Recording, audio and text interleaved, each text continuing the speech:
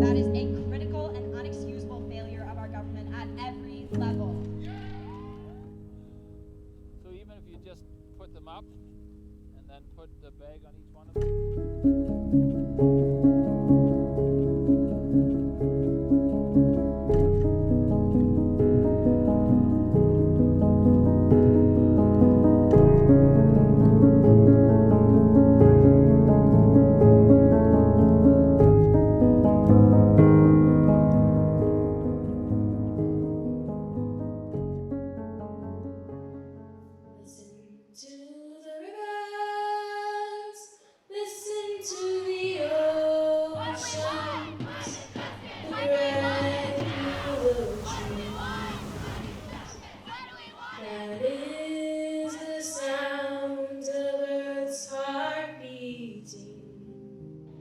If I could dream of an ideal future, I would dream of some place where everyone truly has a voice and everyone truly has an impact, no matter their situation, economic, geographic.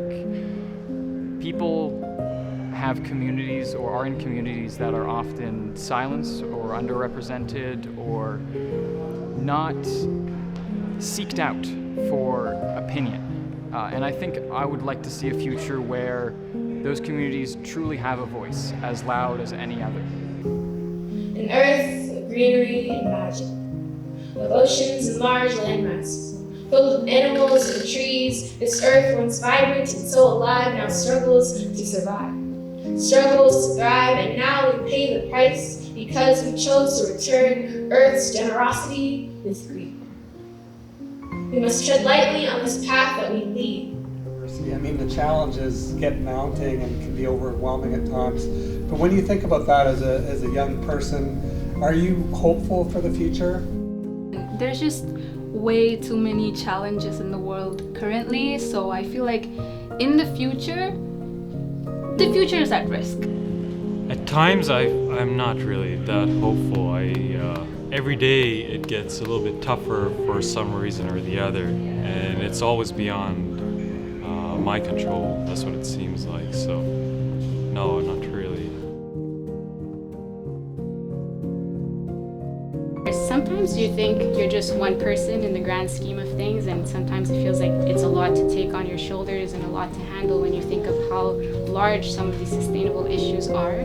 But I think what's beautiful nowadays is like I mentioned earlier, the amount of people that want to affect change. So though you may feel like one person, it's more like in the thousands maybe when you're thinking, and even millions when you're thinking about one particular issue.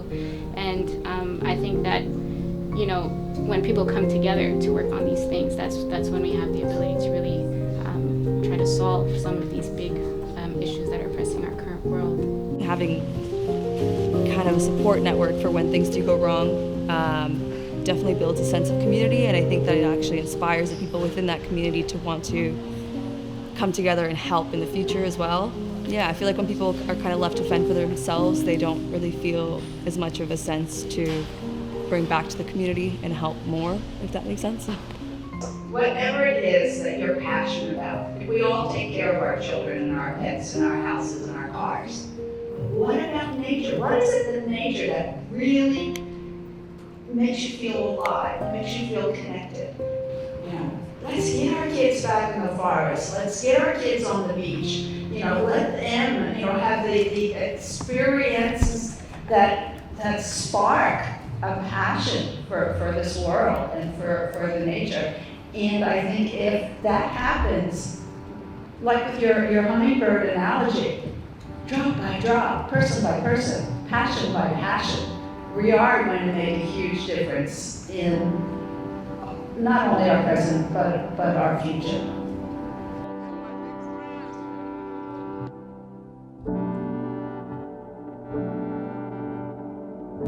The average consumer has no time. We live in like a 6-second world now, where you got 6 seconds to really try to win their mind, and you're lost them pretty much, right?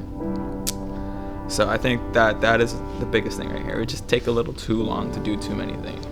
When I think about the problems that are happening in the society on a community level and on a global level, it definitely stresses people out, but there is definitely a hope that we can see, because when you look at all the troubles or all the issues that we have faced, even in the COVID issue, we knew that it was a global issue, but the world came together at a smaller scale and on a larger scale to solve the issue. We know that there is still humanity left, even though there is this fast-paced world and we think that a single person cannot make much of a difference, but then it is a single effort that every person puts in every day. A single step that you can do, what you can do every day differently, would definitely impact on a global level. And I'm sure we are all not bad people. We definitely help each other, and we do have the humanity inside us to help things out and steer it towards the sustainable development goals. How do I give those students that capacity and capability so that they can embrace challenges like climate change, like food crisis, like these housing crises, and to really make a positive influence on their communities? So being spurred on by the students is what really enabled me to start this project. So for Dalhousie, I think that if they're having more discussions with students and staff and giving examples of how we could lead more sustainably, then the students and staff can take that away to their own communities and have better conversations with other people around that, and then learn also how, as a school and a community here, we can function more sustainably. Yes, I do. I think I can make a difference. And even though I'm not hopeful for the future, I do think that hope can change. I think as many people in our world believe, it is possible for myself as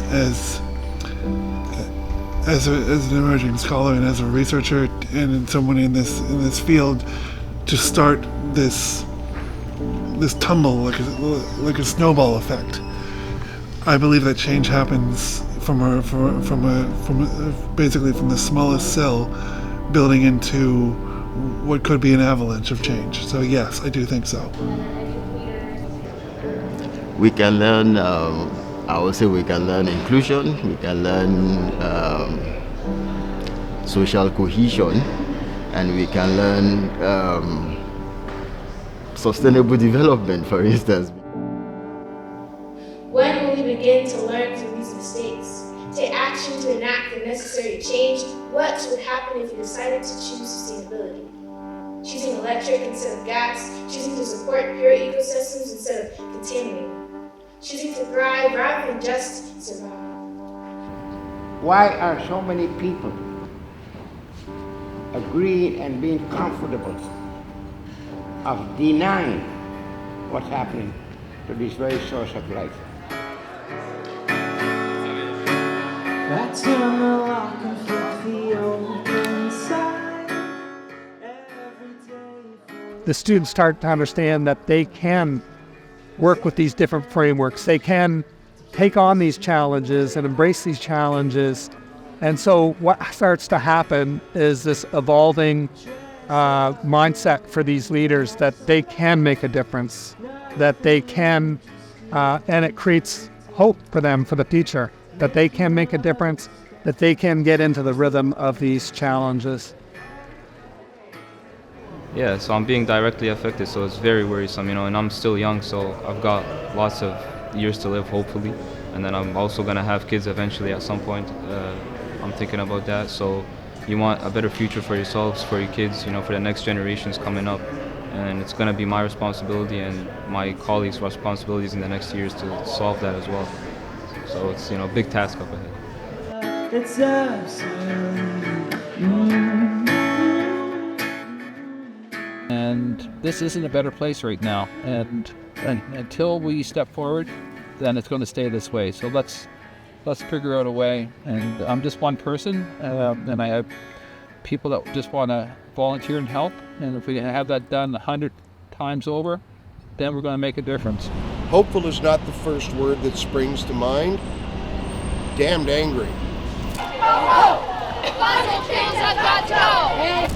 And determined to support things and do things like the climate march and anything we can, including going to see some of those political leaders and captains of industry and try to tell them to quiffen up and start actually providing climate solutions, actually stop doing the bad things that are driving the climate catastrophe, to stop talking about distant plans they're going to get to and release soon that will put actual action 10 or 20 or more years into the future and well past their political terms, and start delivering them now. We've got to make dramatic change, not fiddle around the edges.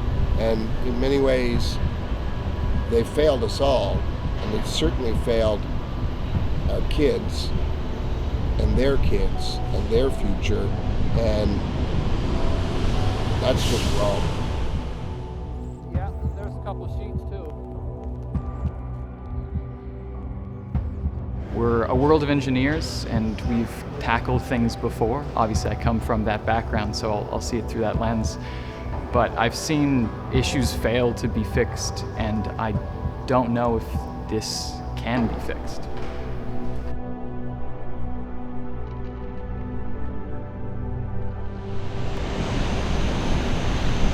Resist.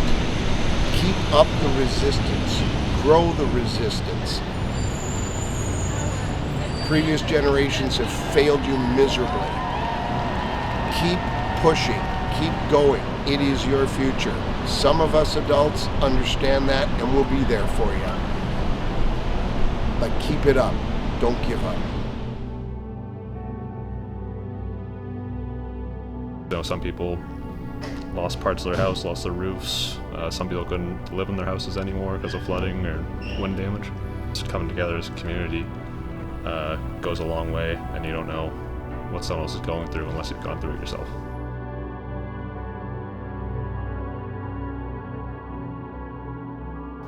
You're in the wrong. We put you in a crisis, we hurt you, took from you and expected you to be fine. You're starting to see it's not going to be all right. It was never okay. Sustainability is about those youth coming next. In the world that you will leave us, in the world that we will leave them. With the rate of extraction, she can no longer regenerate herself. With the rate of injections of toxins, she can't no longer cleanse herself. I think like having more of a tight-knit community would be great, and I think that would benefit everybody. That's also hard because there's also 30,000 plus students who go to this school, and it's like obviously you're not going to meet everybody and know everybody, but like you want to make people feel like they're at home and make them feel comfortable and make them want to go to this school and want to stay here and want to be here.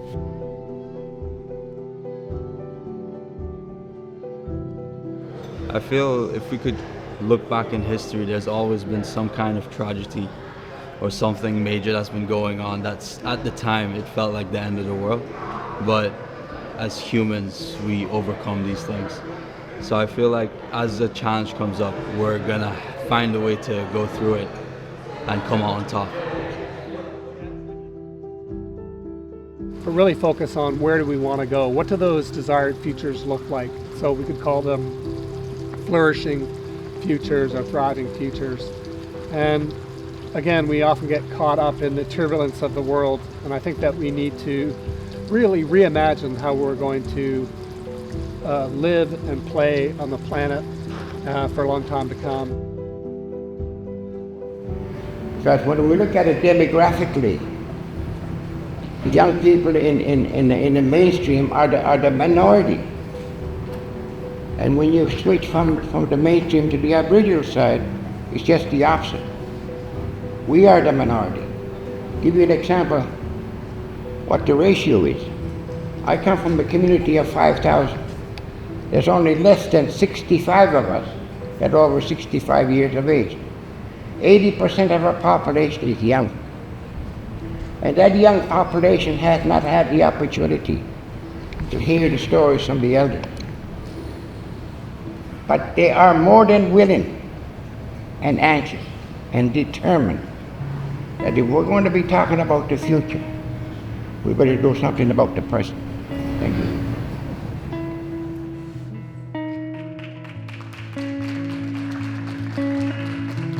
To the untrained eye, I got nothing for miles but hot sun. My body is frozen, out of place, out of line. A chisel and ice, chisel and ice. We need the perfect storm to thaw me right.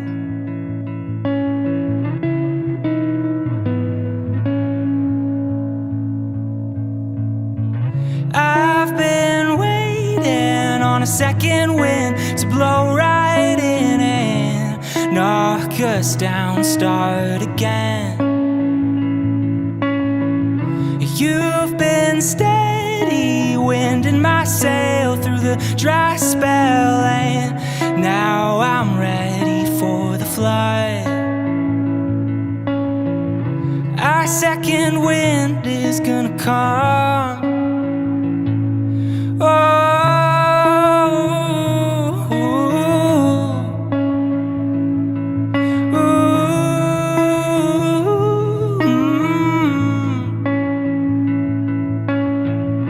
Couldn't keep our hands off each other then. Shut up, put your money where your